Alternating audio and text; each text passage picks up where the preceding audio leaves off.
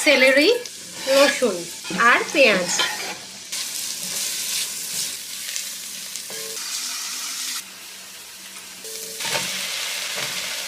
দিয়ে দিচ্ছি একটু নুন। আমি এইটা থেকে অল্প একটু মাশরুম পেস্ট বানিয়ে নেব। এটা এবার ঠান্ডা হলে তারপরে পেস্ট করব। হ্যালোপিনো। আমি খানিকটা ময়দা দিয়ে দিচ্ছি।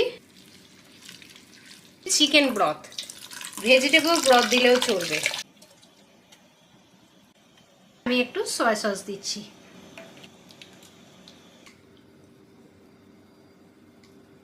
সেটা দেখাই তোমাদের। একটু ক্রুটনস আর একটু গ্রিন অনিয়ন।